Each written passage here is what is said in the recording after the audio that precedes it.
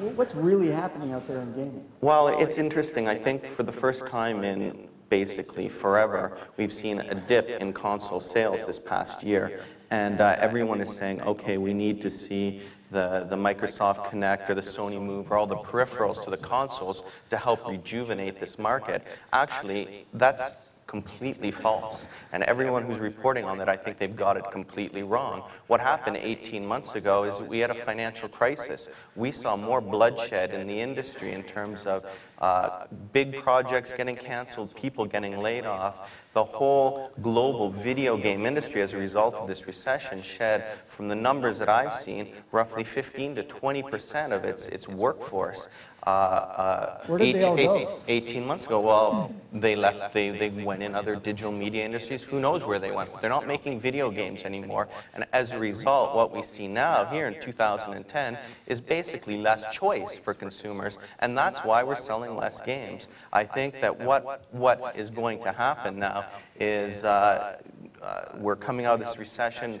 Lots of companies like ours are hiring, more projects are coming out, and consumers will have more choice and people will buy more games. So I don't see, personally... Piracy is not a problem? Oh, piracy is a huge problem. Okay. That's why we changed from making PC games to consoles, because they're a more robust platform providing protection against piracy. But why video game companies traditionally haven't cooperated with other digital media companies, which is something we're really actively trying to get over lately, is because we just specialize in one thing. Our job at the end of the day is to deliver a disc to a publisher and then move on to the next project.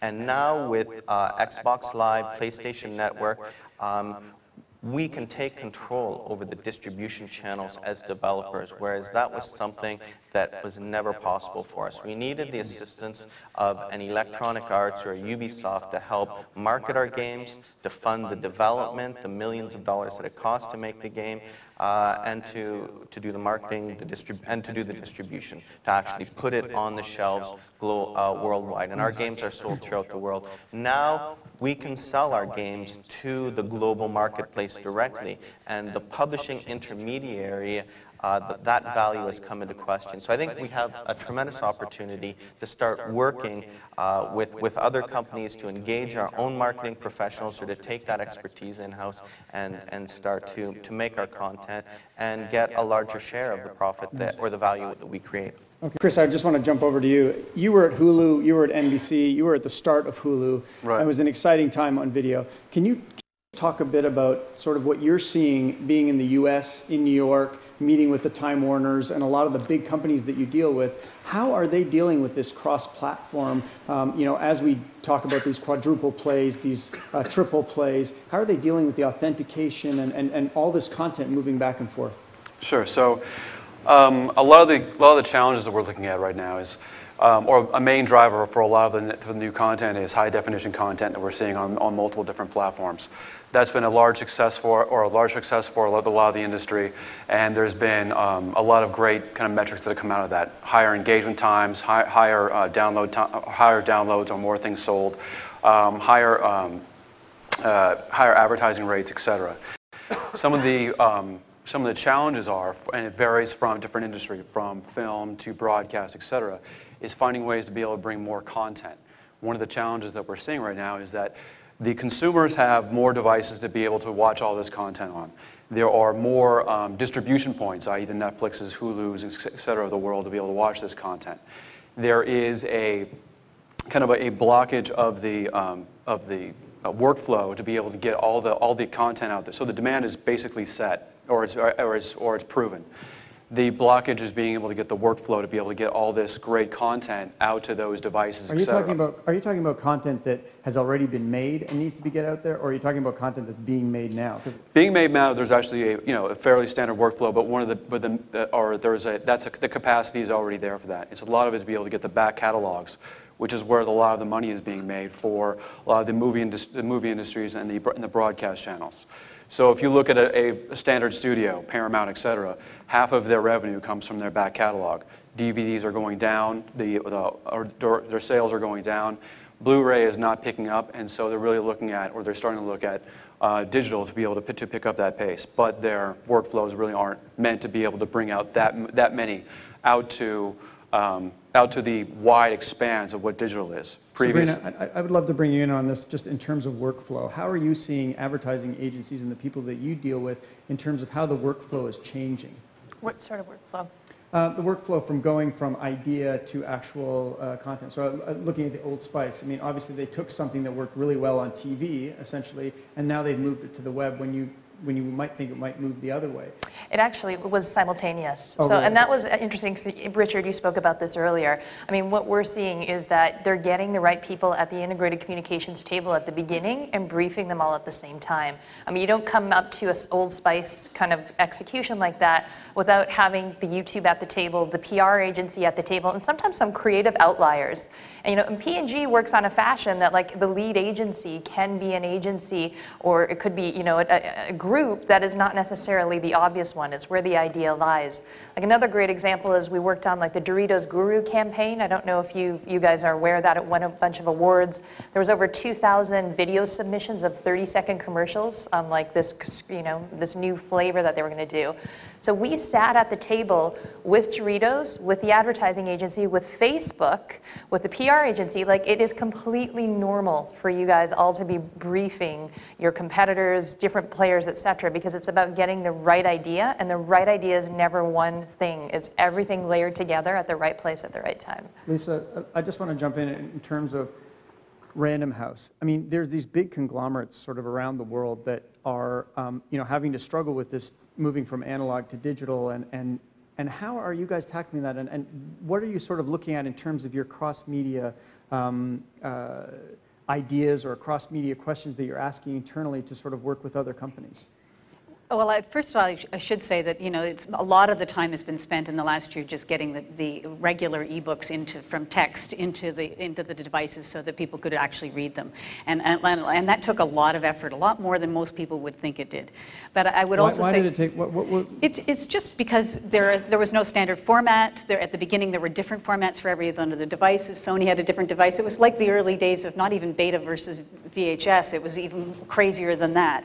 And so getting the text files, which most of the time we didn't have in a format, they were in Quark or something crazy, trying to get them into what now we have as a standard as EPUB, it was quite insane.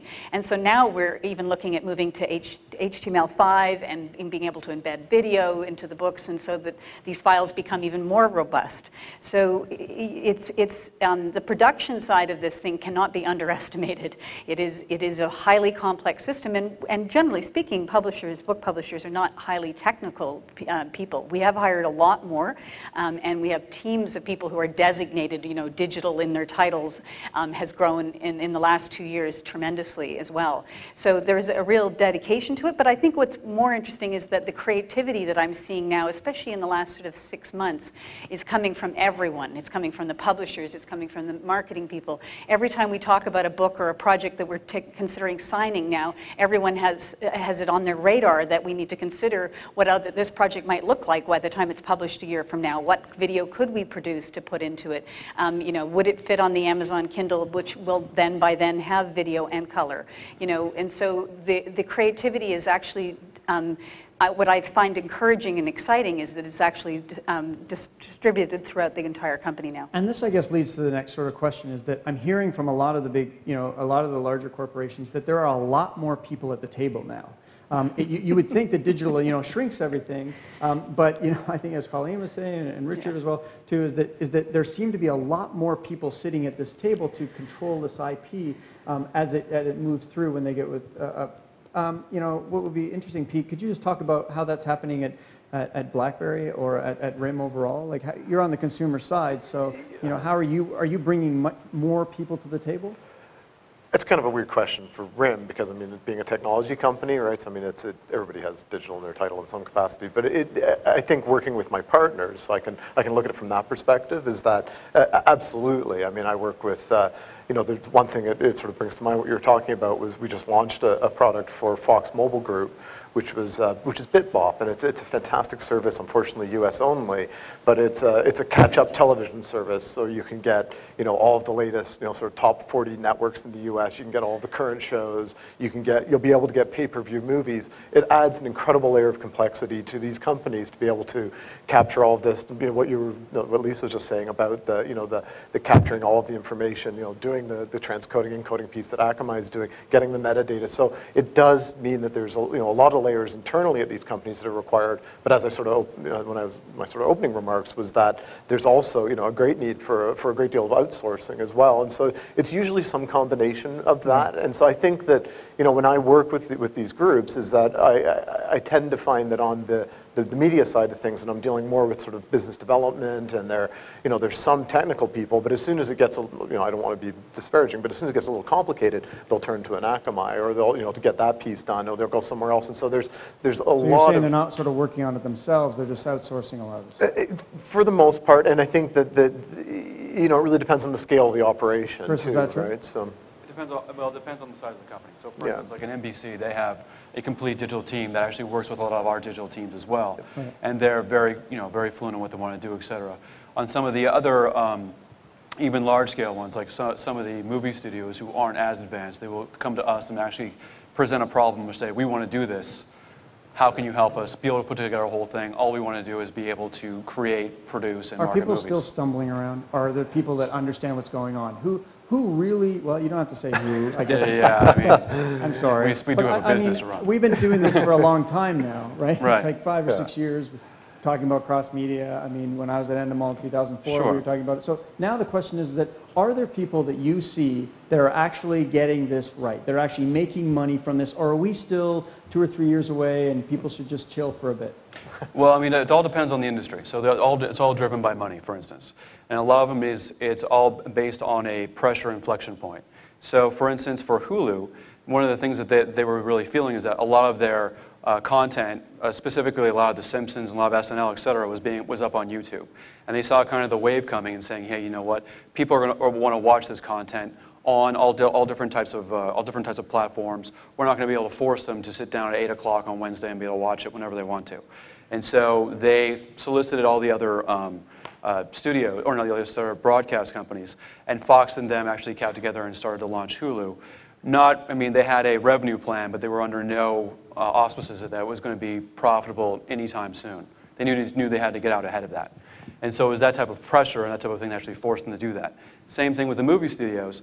They saw that DVDs are going down and the Blu-rays really aren't picking it up, and that a lot of people want to watch these movies on many different types of platforms. Piracy is also another pressure point as well.